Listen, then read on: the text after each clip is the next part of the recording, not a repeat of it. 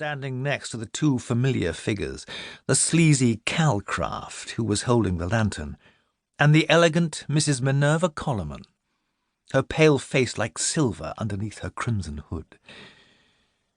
The priest raised his eyebrows when he saw Milly, and tilted his head slightly backward. Of course he did. Everyone reacted like that when they realized Milly was, in fact, a girl. Though she was inured to it, tonight the gesture made her falter. "It's all right, child," said the lady. "Come closer." So she did. But Milly consciously planted herself behind a jutting gravestone, as if the moss-covered granite, which hardly reached her knees, could act as her battlement. "So, you are Milly," said the priest. His voice was soft and friendly, but Milly hated everything about him. His kind smile, his carefully groomed hair, the relaxed fingers interlaced before his chest, the so familiar colour of his eyes. "How many lasses with bastards were you waiting for? Milly!" "It's fine, Minerva," said the clergyman, raising an appeasing hand. "I wasn't expecting this to be easy on her. May I see the child, Milly?" She recoiled out of instinct, clutching the little bundle closer to her. Calcraft sniggered, the lantern shaking in his hand and sending fleeting shadows all across the island. Mrs. Koloman approached. She was slender and almost a full foot shorter than Milly, but she shepherded her young maid around the tombs with no problem. "Let us see his pretty face," Mrs. Koloman said when they were close to the priest.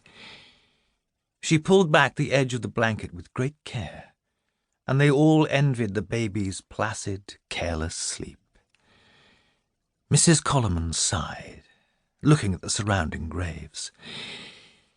"It's sad that you last see him here in the land of the dead." "On the contrary," said the priest, "a child is life renewed." He stretched out his arms to receive the boy, but Milly took a decisive step back. "No!" she cried, as if she'd been asked to toss the baby into the fire. "What do you—" "I'm keeping him, you hear me?" Calcraft sniggered again, but Mr. Daly slapped him hard on the face. "Show some respect, you idiot!" Mrs. Koloman reached for Milly's arm, but the girl pulled away. "Milly, you know it cannot be." "Who says so?" she barked back, even though she knew it was useless to protest. Mrs. Koloman raised a hand and managed to seize Milly by the shoulder.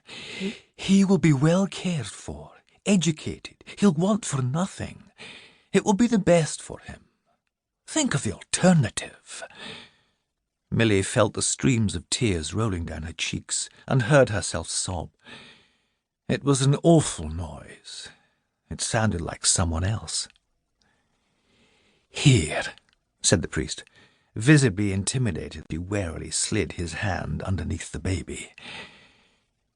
Milly felt the weight being lifted from her arms, and again tried to step back, but Mrs. Koloman held her in place with unexpected strength. "Milly, let him go." The girl stooped to kiss her baby's forehead, but just as her lips were about to touch him, she decided not to. She could not have surrendered him otherwise.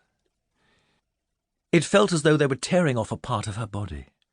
Nothing had ever hurt like that, not even when she was a young girl and the other children had thrown rotten things at her and called her names.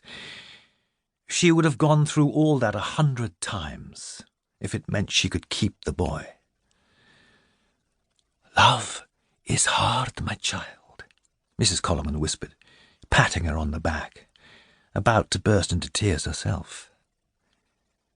The priest rocked the baby with confident arms, and the way he tucked the blanket around the boy showed he'd probably taken care of dozens of orphans. He looked up. "What shall we call him?" The question took the edge off Milly's distress. She sniffed, realizing she...